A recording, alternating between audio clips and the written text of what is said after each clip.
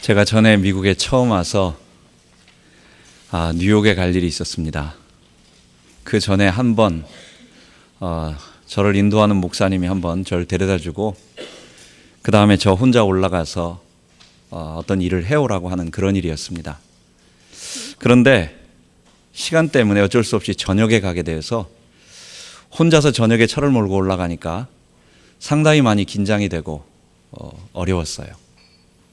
물론 지금같이 그때는 내비게이션이 없었기 때문에 맵퀘스트를 찾아가지고 이제 하나씩 길을 보면서 가는 거라서 가보지 않은 길을 갖다가 가는 것이 굉장히 어렵고 또 긴장되고 두려운 일이었습니다. 우리가 길을 찾아가는 것은 차에 기름만 떨어지지 않고 주머니에 돈만 있으면 뭐 좀 돌아가도 괜찮다 해서 그렇게 크게 아주 심하게 걱정이 되지는 않습니다. 그런데 우리의 긴 인생을 우리가 내일을 알지 못하고 어떻게 가야 될지를 모르는 상황에서 가라고 할 때는 상당히 걱정이 되고 두렵고 어려운 것입니다. 성경은 구원받은 하나님의 백성들을 너 혼자서 스스로 찾아서 이 천국까지 혼자 잘 하다가 여기까지 기어오라 그렇게 말하지 않고 우리 주님께서 우리와 함께 하신다고 약속해 주셨어요. 두려워하는 제자들에게 예수님이 말씀하신 것은 내가 천국을 너희를 위하여 예비하러 간다라는 말씀과 그리고 또 하나는 너희에게 기도하면 내가 언제든지 응답한다는 말과 그리고 그 모든 것의 핵심인 내가 성령으로 너희와 함께 하겠다. 십자가에 달려 죽으시기 바로 직전 바로 성만찬 동안 예수님께서는 성령으로 내가 너희와 함께 하겠다라는 말씀을 그렇게 강조해 주시면서 두려워하지 말고 또 어려워하지 말고 한 걸음 한 걸음 따라오라고 말씀하신 것입니다. 우리가 자연인일 때, 우리가 죄인이었을 때, 죄인이라는 것은 죄에 오염되어서 내가 주인 돼서 살아왔다라는 그런 것을 얘기하는 것입니다. 내가 죄인 되었을 때 우리는 내 스스로 살아왔어요. 내가 왕이 돼서 살아왔어요. 그러나 우리가 십자가 앞에 나와 주님이 날 위해 죽으신 것을 내 중심으로 믿고 그분 앞에 나의 죄인됨을 회개하고 나의 삶의 전 방향을 돌이키고 그래서 그 주님을 나의 주인으로 모시는 순간 우리 주 예수께서 지금은 눈에 보이지 않는 성령으로 2000년 전에 제자들과 함께 하실 때는 육체가 되신 그 하나님 예수님으로 함께 하셨고 지금은 부활 승천하셔서 하나님 보좌 우편에 앉아 계십니다. 지금은 보이지 않는 영으로 우리와 함께 하시는 것입니다. 그래서 제자들에게 마지막으로 하실 때에는 너희들 혼자 힘으로 하지 말고 너희들 성령의 충만을 받으라. 오직 성령이 너희에게 임하시면 성령께서 너희를 완전하게 지배하여 주시면 성령이 너의 지정의와 모든 부분을 다스려서 죄의 본성대로 살지 아니하고 성령이 이끄는 대로 살아갈 수 있도록 힘을 주시면 너희는 어떻게 되겠느냐 라고 말씀하시면서 성령으로 우리와 함께 하시겠다고 성령 충만 받으라고 우리들에게 말씀하시는 것입니다. 사도행전은 그리고 초대교회에 나온 모든 서신서들은 바로 이 하나님의 성령의 충만함을 받고 살아가던 사람들의 기록이었습니다. 그들이 성령이 충만하니까 어떤 결과가 나타납니까? 이전에 자기의 힘으로 살아가던 모든 힘이 아닌 자기 능력 이상의 자기가 할 수 없었던 여러 가지 면에 있어서 도저히 기뻐할 수 없는 사람인데 기뻐하기 시작하고 도저히 모든 상황 속에서 감사가 없는 사람인데 감사가 넘치고 또는 어떨 때는 이 사람은 죄의 구렁텅이에 빠져가지고 견딜 수 없는 사람인데 어느 날 갑자기 이 사람이 거룩한 사람으로 점점 변화가 되어가고 또 귀신과 어떤 영적 세력과 만날 때는 귀신을 쫓아내는 어떤 일도 일어나고 이런 은사도 나타나고 이런 일들이 그 개인의 힘이 아닌 성령께서 주시는 능력으로 그에게 나타나기 시작한 거예요.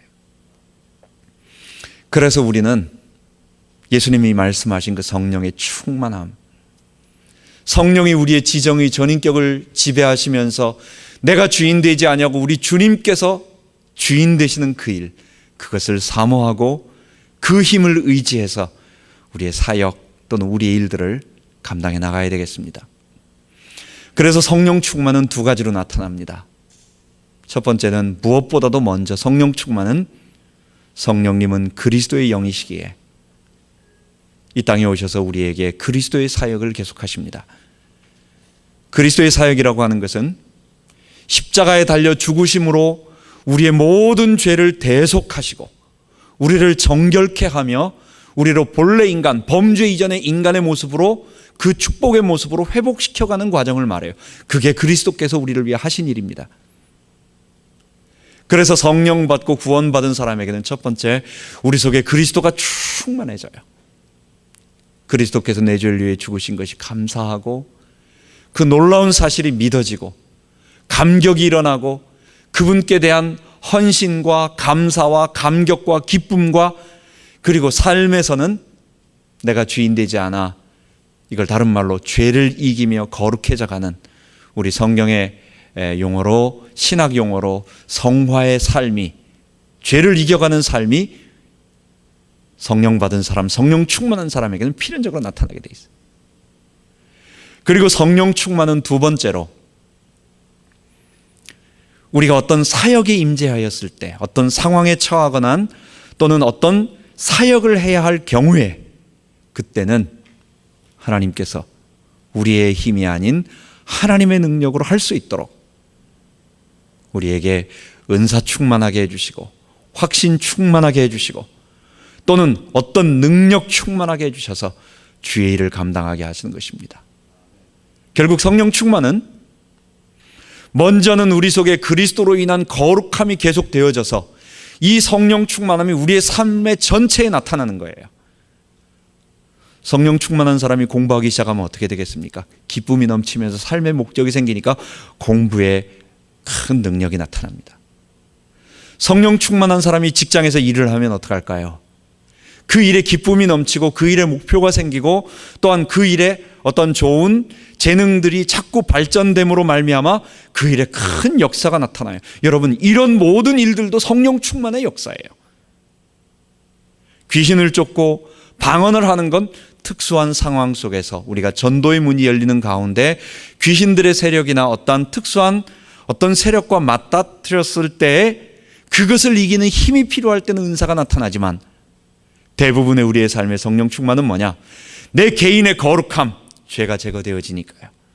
그리고 우리 모든 관계 속에서의 회복, 이런 모든 것들이 아름답게 이루어지면서 하나님의 능력으로 이런 것들을 잘 감당하는 그런 축복이 우리들에게 나타난다는 것입니다. 그래서 우리는 지난 시간에 이 성령 충만에 대한 것을 배우면서 성령 충만으로 우리가 해야 할 것은 뭐냐라는 것입니다. 지난 시간에 우리는 죄의 개념을, 죄는 우리 개인의 거룩함을 훼손한다라는 부분으로 말씀을 배웠습니다. 그래서 우리 바울이 옛사람을 벗고 새사람을 입으라고 할 때는 성령 충만 받아서 우리가 죄의 그 세력으로 쌓여 있을 때 제일 많이 하기 쉬운 거짓말하는 것 또는 우리의 감정을 폭발하는 분노의 마음, 이게 내가 원하는 대로 안 될 때 자발적으로 우리 속에서 일어나는 그런 감정들이죠. 또한 남의 물건에 대한 욕심을 내는 도적질하는 것, 음행, 더러운 것, 탐욕, 이런 모든 개인의 정결한 삶을 더럽히는 본래 인간의 모습이 아닌 죄가 우리를 지배하고 있는 그런 모습을 성령 충만으로 새 사람의 모습으로 이것을 이겨내라 라고 하는 개인 정결에 관한 것을 배운 것입니다. 오늘 이 시간에는 이제 성령 충만은 무너졌던 우리의 모든 관계들을 회복하는 것을 배웁니다. 그래서 오늘 제목은 성령 충만과 이웃 사랑입니다. 사과 하나가 썩기 시작하면 오랜 기간 놔두면 사과가 썩기 시작하잖아요. 이 사과가 혼자 썩지 않아요. 이 사과 괴짝 또는 사과 상자 속에 들어있을 때 하나가 썩기 시작하면 그것과 같이 맞물려 있는 곳은 점점 똑같이 썩기 시작합니다. 하나님은 우리 인간을 이 땅에 혼자 있게 만들지 아니하셨습니다.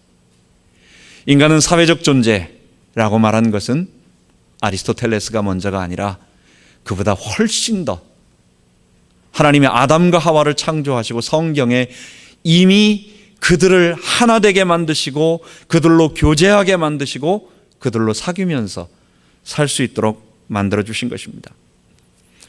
혹시 여러분 핸드폰 속에 전화번호가 몇 개 정도 저장되어 있으십니까? 아마 사람의 직업에 따라서 하시는 일에 따라서 달라지겠지만 어떤 사회학자가 말하기를 대체적으로 인간은 한 250명 정도와 지속적인 관계를 맺고 그리고 평생 동안은 한 3,500명 정도와 관계를 맺고 그리고 한 250명 정도와 지속적인 관계를 맺는다고 합니다. 우리 인간은 나 혼자 홀로 외다른 곳에서 혼자 살아가는 것이 아니라 우리는 사람과의 관계 속에서 살아갈 수 있도록 하나님은 그렇게 만드셨고 그래서 인간관계는 개인의 삶과 함께 굉장히 중요한 것입니다.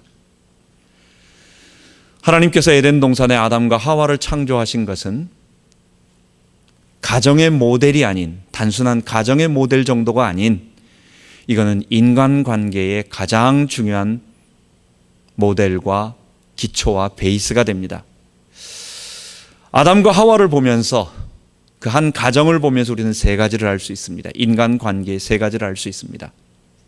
비록 남자와 여자를 창조하셔서 다른 성별을 만드신 건 있지만 그러나 이것은 모든 남자와 남자, 여자와 여자, 부모와 자녀 아니면 또 사회생활 속에서 주인과 또는 종업원과 이런 모든 관계의 모델이 됩니다.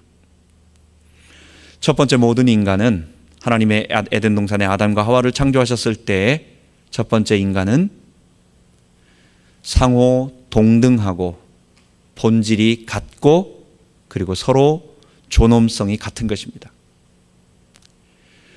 인간은 그 어떤 그 본질과 또는 그의 존엄성과 그의 귀함과 그의 어떤 영광과 이런 모든 것들이 다르지 않아요.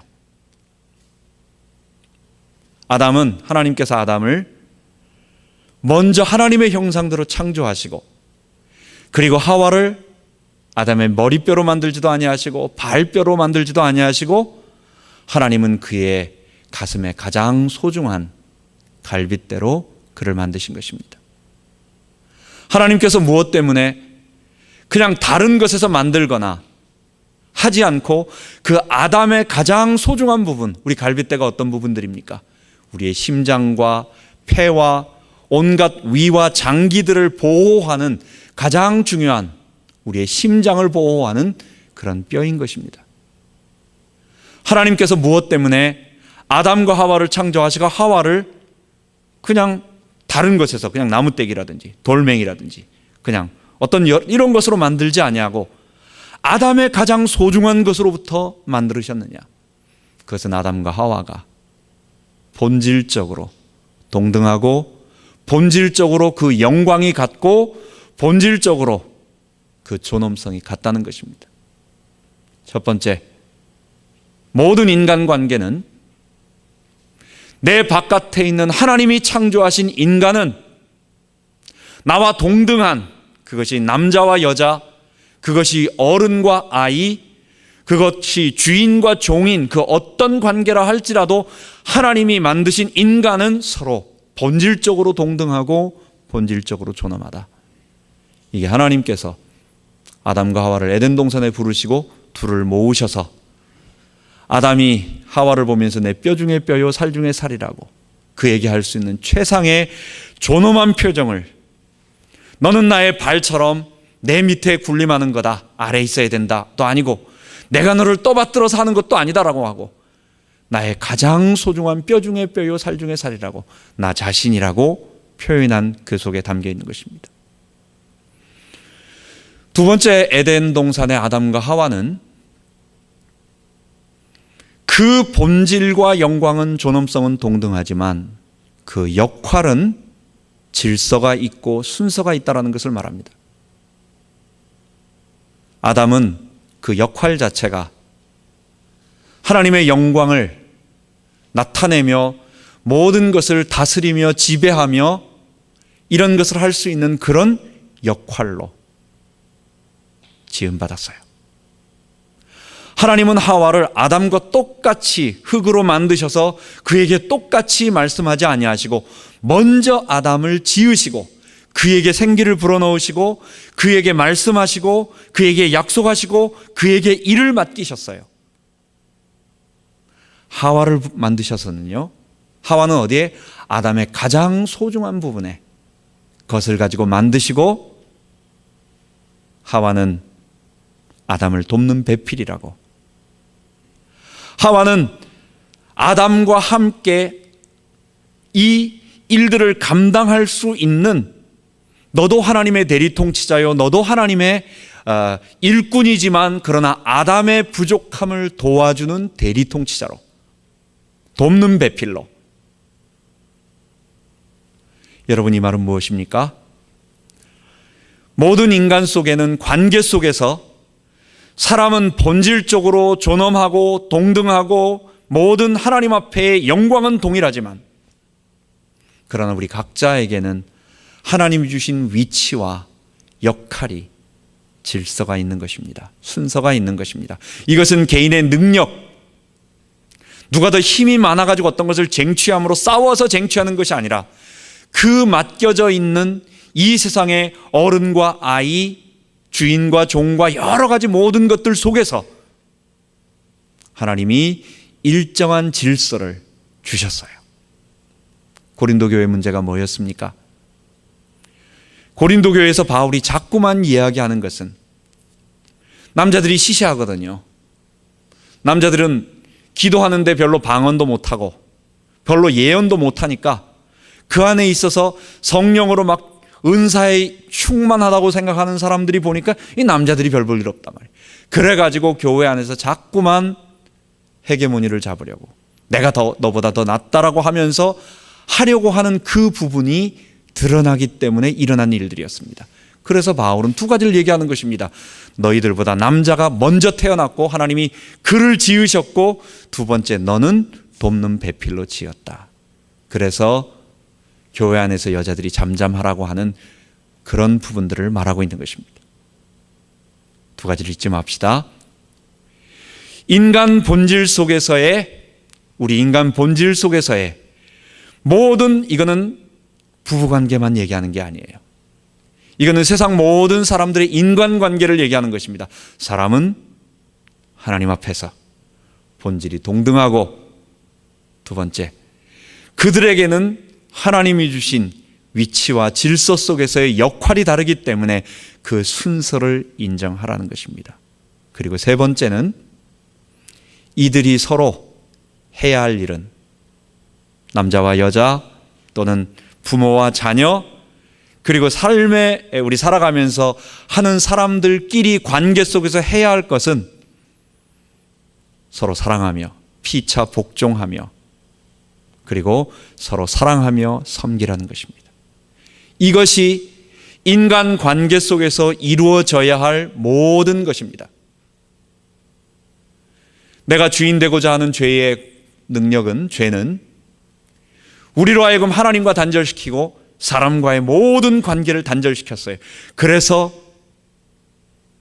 천상천하 유아독존이라고, 오직 세상 가운데 내가 존귀하다고, 물론 부처님은 어떤 심오한 뜻이 있었겠지만 이 세상 모든 만물 가운데 내가 제일 존귀하다라고 하는 그런 마음을 가지고 사람들을 바라보면서 하나님이 주신 본질적으로 동등하고 서로 존경하고 서로 아끼고, 나는 저 사람에 의해서 완전해지고, 나는 저 사람에게 의존해야 하고, 난 저 사람의 보호를 받으며 또한 저 사람에게 도움을 받을 때 모든 것이 아우러져서 질서와 하모니를 이루며 하나님의 영광이 나타난다라고 하는 이 기본 질서를 무너뜨리고 힘을 가진 자가 일방적으로 힘이 약한 자에게 굴복을 강요하는 것입니다. 요즘 일어나고 있는 많은 일들이 뭡니까?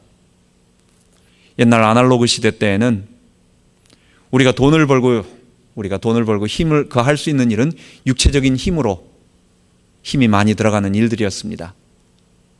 밭에 나가서 농사 지을 때에 여자가 하루 종일 일하는 것하고 남자가 하루 종일 일하는 것하고는 그 양이 다르잖아요. 그러니까 남자가 더 힘이 있는 것입니다.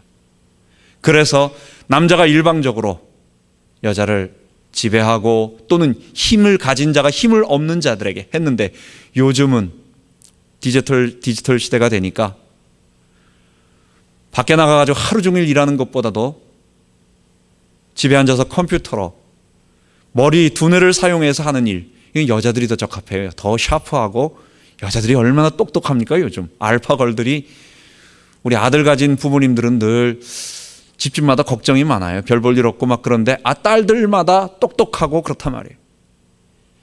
그래서 지금은 막 여자와 남자가 서로 싸우기 시작하고 서로 능력으로 지배하려고 하고, 그래서 많은 혼란들이 우리 가운데 이루어지고 있는 것입니다.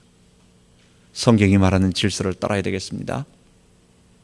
우리는 힘으로 가진 자가 힘 약한 자에게 굴복을 강요하는 것이 아니라, 우리는 본질이 서로 동등하고 우리는 서로 보완하고 서로 의존해 줘야 하며 의존하게 되어 있으며, 우리는 둘 사이에는 서로 존경하고 서로 신뢰하고 피차 복종함으로 서로 섬기라고 하는 이 하나님의 질서 속에서 이루어질 때, 그것이 본래 인간에게 주신 우리들의 모습, 죄가 파괴해버린, 이 모든 것을 파괴해버린 것입니다. 그래서 우리는 성령 충만은 오늘 21절에 보면 인간관계 속에서 파괴되어진 모든 것들을 우리 성령 충만 받으면 다 회복하게 돼요. 성령은 개인의 모든 죄의 본성들을 치유할 뿐만 아니라 인간관계 속에서 내가 주인 돼서 살아옴으로 말미암아 파괴되어진 모든 관계들, 이런 것들을 치유하고 회복하게 되는 것입니다. 그것을 21절에 말하고 있습니다. 항상 하나님께 감사하고 그리스도를 경외함으로 피차 복종하라. 이렇게 이웃을 사랑하는 것은 상황에 따라서 이 사랑은 여러 가지 다른 이름으로 나타나기도 합니다. 하나님께 대한 사랑은 경외함으로 나타나고, 우리 부부를 사랑하는 것은 남편은 아내를 또 사랑하기도 하고 또 존경하기도 하고, 아내도 남편을 존경하고 신뢰하고 또 사랑하고 이렇게 하는 것. 자녀들이 부모를 공경할 때는 공경이라고 말하고, 사랑하는 것은 공경이라고 말하고, 어떨 때는 효도 이런 것도 얘기하고, 부모가 자녀를 볼 때는 긍휼이라고 말하기도 하고, 이런 내가 주인된 죄가 벗어난 성령 충만한 사람에게 나타나는 이 사랑의 이웃 사랑은 상황에 따라서, 사람에 따라서 각각 다른 이름으로 계속 나타나기도 하는 것입니다.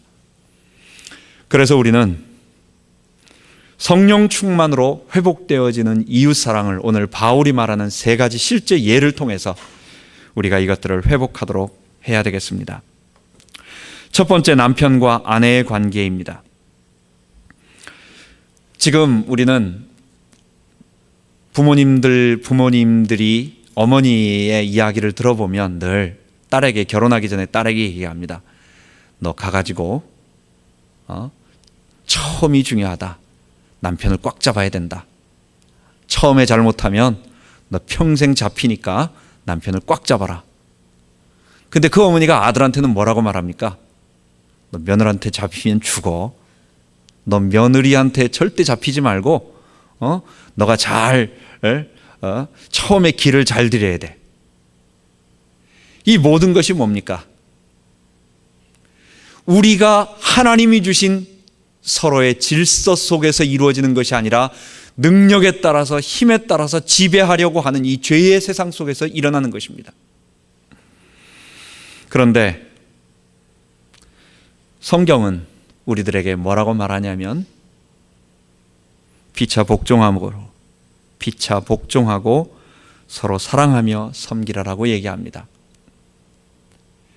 우리 부부관계 속에서 동등한 두 사람이에요. 본질적으로 동등한 두 사람. 하나님께서 이 가정 안에 모든 것을 다 이 사회를 담아주셨어요. 그래서 남편과 아내 두 사람이, 남자와 여자 두 사람이, 본질적으로 동등한 두 사람이 서로 자기의 질서 속에서 서로 신뢰하며 서로 복종하며 서로 섬기며 서로 사랑하는 것입니다. 그게 성경이 우리들에게 말해주는 것입니다. 그런데 죄가 우리 가운데 들어옴으로 말미암아 이런 일들이 다 무너지게 된 것입니다. 창세기 3장 16절에 보면 너는 남편을 사모하고 남편은 너를 다스릴지니라 라고 하는 말씀이 있는데, 여기서 사모한다라는 말은 남편을 좋아하고 그리워하고 이런 것이 아니라 남편의 자리, 남편이 나를 지배하고 있는 그 자리를 desire, 그 자리를 자꾸만 그 위치를 내가 갖고 싶어하는 그런 것. 그래서 사실은 여자들이 우리 인류 역사를 가만 살펴보면 모든 종교 가운데서나 모든 민족 가운데 여자가 남자를 다스리는 것은 그렇게 많지 않아요. 어떤 사회는 모계 사회가 있다라고 하는데 그건 극히 드문 특수한 상황 속에서이고, 대부분의 사회들은, 대부분의 종교들은 남자가 이건 죄예요. 하나님이 만드신 본래 질서 속에서의 서로 자발적으로 섬기고 자기의 부족함을 인정하고 저 사람은 나의 가장 소중한, 나의 본질적으로 동등한 그런 사람이라고 인정하면서 서로 섬기는 것이 아니라, 이게 본래 창조 목적이고, 죄가 지배하니까 모든 세상 가운데는 어떻습니까? 남자가 여자를 지배하는 거예요. 힘으로 억압하는 거예요. 그래서 눈물이 있는 거예요. 그래서 많은 여자들이 아파하는 거예요. 옛날에 우리나라만 해도 얼마나 남자들이 여자를 지배했습니까? 불과 이게 우리 할머니 때만 해도 그렇습니다. 부끄러운 얘기지만은 저희 외할머니 쪽에는 할머니가 결혼을 하셔가지고 아들을 낳지를 못하셨어요. 아들이 없었어요. 그래서 딸을 둘을 낳습니다. 우리 외할아버지가, 전 얼굴도 모르는데 술만 드시고 그렇게 많이 이렇게 하신 분은 아니셨던 것 같아요. 교양이 있거나 이렇게 하신 건 아닌 것 같아요. 그래가지고 첩을 들여가지고 우리 할머니는 평생 그것을 마음에 모시고, 첫째 마누라 버리고 그냥 아들 얻겠다고 둘째 모르는 어떤 첩을 갖다 들여가지고 아이를 낳았는데 그게 딸이었어요. 또 그래도 둘째 마누라가 도망갔어요. 우리 할머니가요, 우리 어머니가 돌아가실 때 저한테 우리 사람들 모아놓고 그러더라고요. 야, 막내 이모가 사실은 우리 어머니가 그 둘째 마누라를 갖다 아이를 받았다고 하더라고요. 직접 그 문간방에서 받았다고 하더라고요. 근데 딸을 받았대요. 우리 할머니의 마음이 얼마나 찢어졌겠어요. 그래도 거기서 한마디도 못한 것입니다. 그리고 또 셋째 마누라를 얻어가지고 아들 하나 얻은 것입니다. 이것이 상식적으로 가능한 것입니까? 있을 수 있는 일입니까? 근데도 죄 때문에, 죄가 지배하는 사회 속에서 여자들이 그런 고통을 당하며 말도 안 되는 죄의 지배를 당하며 그렇게 억울함을 당했어요. 이슬람 사회는요, 법으로 4명의 아내까지 둘 수 있습니다. 물론 자기들은 전쟁을 통해 가지고 남자들이 많이 죽으면 여자들이 거기서 먹고 살 수 없기 때문에 돈 있는 사람의 가정에 들어가서 생활할 수 있도록 도와주는 좋은 어떤 것이다라고 말하지만, 그러나 지금 그게 그렇게 됩니까? 일부러 탐욕에 의해서 사람들이 4명의 아내를 두고, 그럼 그 안에서 어떤 일이 벌어지겠어요? 얼마나 큰 고통이 있겠어요? 그게 지금도 법적으로 이루어지고 있습니다. 심지어 그 이슬람을 더욱 심하게 하는, 얼굴에다가 완전히 차도르나 아니면 이런 것을 뒤집어 쓰는 사람들은 집 바깥에 나가서 다른 남자에게는 얼굴도 못 내밀고 교육도 못 받습니다. 지금 이런 여성들의 억압과 아픔들이 지금 이 시대에도 이게 뭡니까? 이게 다 죄가 가져다 준, 나와 너는, 하나님이 만드신 남자와 여자는 능력의 차이가 아니라, 여러분, 능력의 차이가 있는 것입니다. 이 능력의 차이는 하나님이 만드신 이 역할과 기능의 차이가 있는 것입니다. 여러분, 포크레인하고 자동차하고는요, 쓰임 용도가 다른 거예요. 둘 사이에서 힘으로 비교해 보십시오. 이 조그만한 차 가지고, 승용차 가지고 땅을 팔 수 있습니까? 없어요. 땅을 파는 데는 포크레인이 필요하고 건설 장비가 필요합니다. 그러나 자동차의 비교는 그런 걸로 하는 게 아니에요.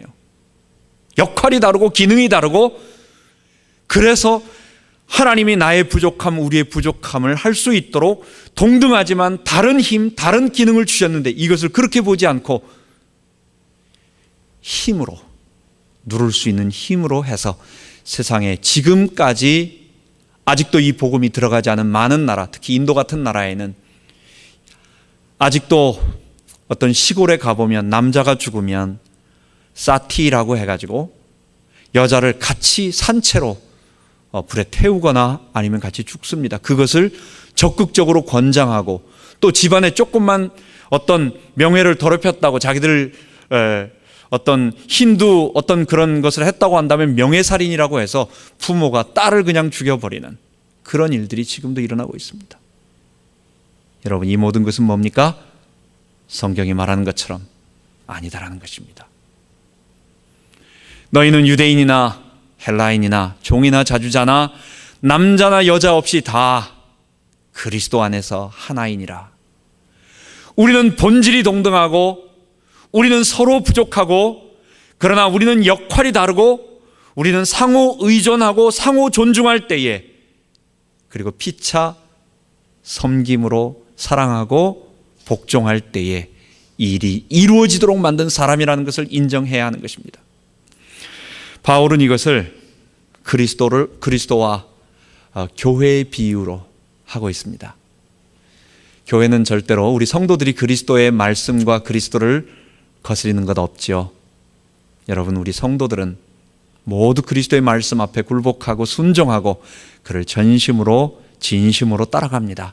마찬가지로 아내들은 하나님께서 먼저 질서 있게 세우신 남편의 권위를 인정하고, 그리고 남편께 순종하고 하는 것이 중요합니다. 오늘 본문 마지막에 보면은 남편에게 경외하라, 남편을 경외하라는 말인데, 이 경외라는 말이 조금 과한 것 같습니다. 그래서 개역개정 성경에는 존경하라라는 말로 바꿨습니다. 경외라는 말은 우리 하나님 앞에 서는 그런 말이 너무 그런 것 같아요. 우리가 교회가 그리스도를 섬기듯이 우리 아내들은 남편을 존중하고 그의 위치를 인정해주고, 두 번째, 아내들은 어떤 일을 해야 되겠습니까? 그 다음에 남편들은 어떤 일을 해야 되겠습니까? 그리스도께서 자기 몸을 주시듯이 사랑을 하는 것입니다. 여러분, 똑같은 것입니다. 아내로부터 존경을 받고 아내로부터의 순종을 받으면서 남편들은 아내를 갖다가 자기의 몸을, 그리스도께서 교회를 위하여 자기 몸을 주셨듯이, 십자가에서 자기의 모든 것을 다 내어주셨듯이 사랑하지 않는다면 그것은 안 되는 것입니다. 어떤 것이 더 크겠어요? 어쩌면 자기의 목숨까지 내어주는 사랑함, 우리 남자들이 더 큰 것 같습니다. 이 부분을 잊지 말고, 옛날 시대에는 남편들이 아내를 사랑함이 부족했고, 지금 시대에는 아내들이 남편에게 순종하는 것이 좀 부족한 시대가 되었습니다. 서로 사랑하고 순종하는 이런 아름다운 질서가 있어야 되겠습니다. 두 번째로 부모와 자녀의 관계입니다. 옛날 시대에는 자녀를, 어린이를 우리와 동등한 인격으로 여기질 않았어요. 그래서 아이들을 함부로 했습니다.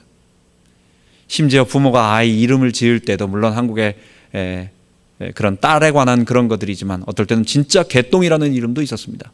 옛날에 개똥이. 또는 우리 주변에도 있었는데 말람이라고 해가지고 아들을 꼭 낳아야 된다고 딸로는 그만 나라고 해서 말람, 말려, 여자는 끝이다. 이런 식으로 이름을 막 줘가지고 이 장난이 아닙니까? 이게 참 지금 있을 수 있는 일입니까? 우리 아이의 그 소중한 인격, 우리 그 아이에게 가장 축복의 모든 것들을 넣어줘야 할 그 이름을 그렇게 함부로 하는 아이들의 인격을 소중하게 여기지 않았어요.